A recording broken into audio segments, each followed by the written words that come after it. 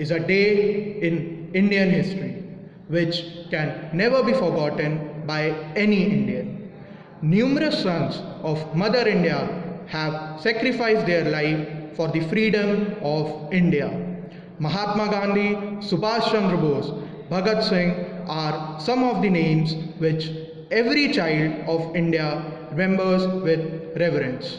However, there are many brave hearts whose names have been forgotten in the pages of history. Out of these was one name of a resident of Burarani village of Rudrapur, a freedom fighter, Ujagar Singh.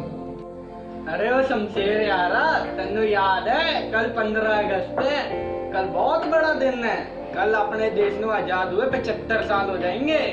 हाँ यार, इस बात को बीते न जाने कितने साल हो गए, लेकिन आज तक वो दर्दनाक मंजर मेरी आंखों के सामने से नहीं जाता। जो भी हो, यारा दी कुर्बानी रंग लाई, तभी हम इस आजाद हिंदुस्तान में सांस ले रहे हैं। माँ, दादाजी के दोस्त रोज आ जाते हैं। ऐसा नहीं बोलते बेटा, वो तो दादाजी के दोस्त है ना, और दोस्तों से मिलने के लिए क्या सोचना। जा तो ये चाय दादाजी को दे आ। ठीक है माँ, लाओ।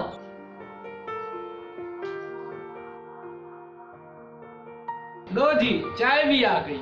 अरे बेटा, तुम तो बहुत अच्छे हो। अक्षत बेटा, आपने दादाजी को नमस्ते की? नहीं, सॉरी दादाजी। दादाजी नमस्ते। जितर है उत्तर। अक्षत बेटा, कल तो तुम स्कूल में झंडा फहराने जाओगे ना? नहीं दादाजी, कल तो मैं अपने दोस्तों के साथ मैच खेलने जाऊंगा। वैसे भी स्कूल में कुछ तो होता नहीं है, बस झंडा फहरा के मिठाइयाँ बांट देते हैं। अरे पुत्र, कल आजादी का त्योहार है और तू उसे मनाने के बजाय अपने दोस्तों के साथ मैच खेलने जा रहा है। तुझे पता है इस आजादी के लिए कितने वीरों ने अपने प्राण बलिदान किए हैं? जानता तो हूँ दादाजी, क्योंकि हमारे कोर्स में महात्मा गांधी, भगत सिंह और सुभाष चंद्र बोस की कहानियाँ हैं। नहीं बेटा, ये तो वो कहानियाँ हैं जो पूरी दुनिया के सामने आई, मगर बहुत से देशभक्त ऐसे भी हुए हैं जिन्होंने हमारे देश की आज़ादी के लिए क्या कुछ नहीं सहा, लेकिन उन्हें कोई नहीं जानता। अच्छा, तो दादाजी मुझे भी उनके बारे में बताइए। हाँ, जरूर बताऊंगा। और वैसे भी तुम्हारी पीढ़ी के लिए ये सब जानना बहुत जरूरी है। ये बात तब की है जब अंग्रेज हिंदुस्तानियों पर बेइंतहा जुल्म ढाते थे। उजागर सिंह 23 साल की उम्र में ब्रिटिश सेना में भर्ती हुआ। 14 फरवरी 1940 को ब्रिटिश सरकार ने उजागर सिंह को उसकी टुकड़ी के साथ मिस्र भेजने का फैसला लिया।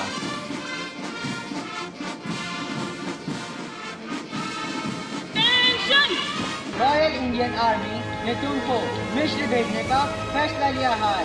वहाँ पर पीस होना मांगता है।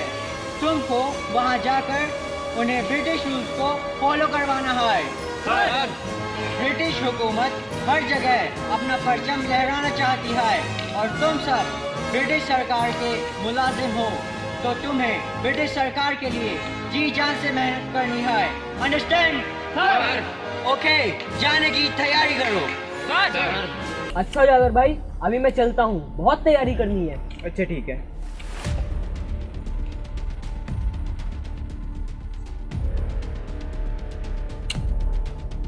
हेलो, ये क्या है? संदेश है। संदेश? किसका? चिट्ठी पढ़कर सब मालूम हो जाएगा। अच्छा, मैं चलता हूँ।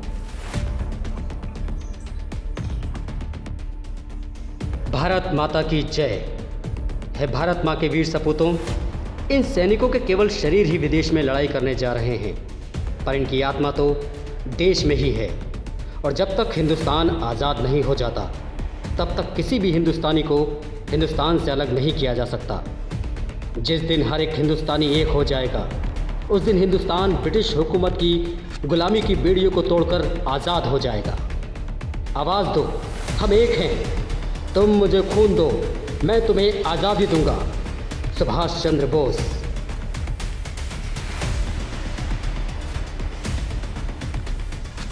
मैंने एक फैसला लिया है। मैं अपनी मातृभूमि को छोड़कर नहीं जाऊंगा।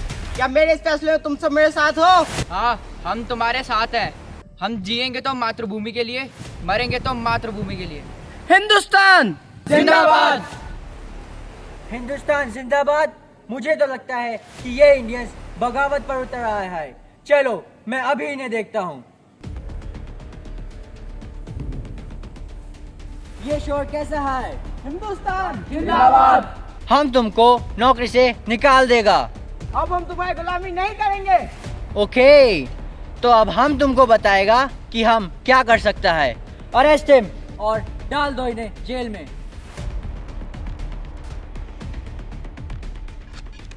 After considering all the witnesses and evidences, this court has reached the conclusion that a unit of Royal Army was found guilty of rebelling against the British government. Hence, this court pronounces a punishment of 7 years imprisonment for this unit. हम तुम लोगों से बोला था, हम तुमको इतनी आसानी से नहीं छोड़ेगा। अभी तो ये शुरुआत है, आगे आगे देखते जाओ कि हम तुम्हारे साथ क्या क्या करेगा। अरे अभी तुमने हिंदुस्तानियों की ताकत को पहचाना ही कहाँ है? मौत से तो तुम लोग डरते होगे, हम हिंदुस्तानी तो अपने वतन के लिए हंसते हंसते सर तक कटवा सकते हैं। अच्छा, तो ठीक है, सिर कटवाने के लिए तैयार हो जाओ। ओह, what is this? Guru Granth Sahib, इसे यहाँ कौन लेकर आया?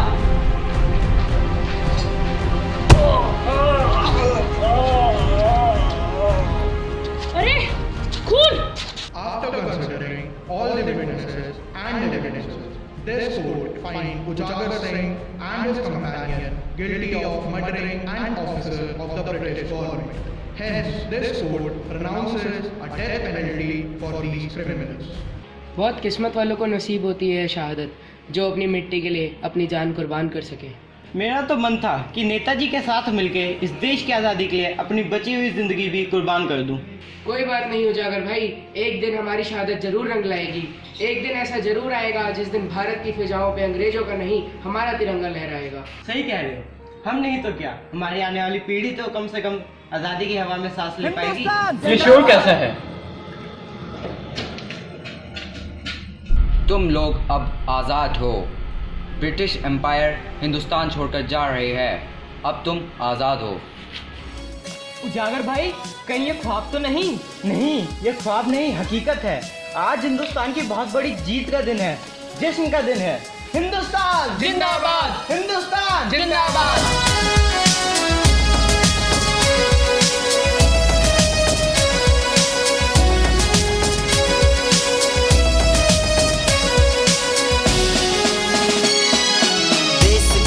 जवानों पे हमको है अभिमान, इस देश के खातिर मर मिट जाए भारत माँ के लाल, अंगारों की राहों पे बढ़ते। तो ये थी उजागर सिंह की कहानी।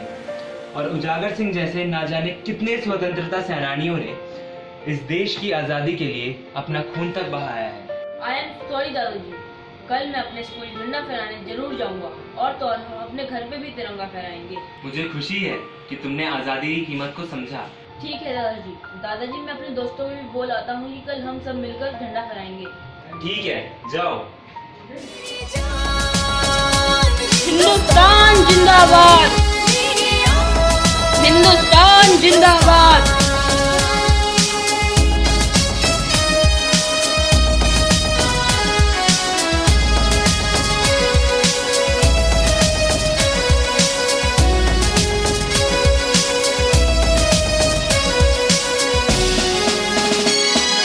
भारत माँ की रक्षा के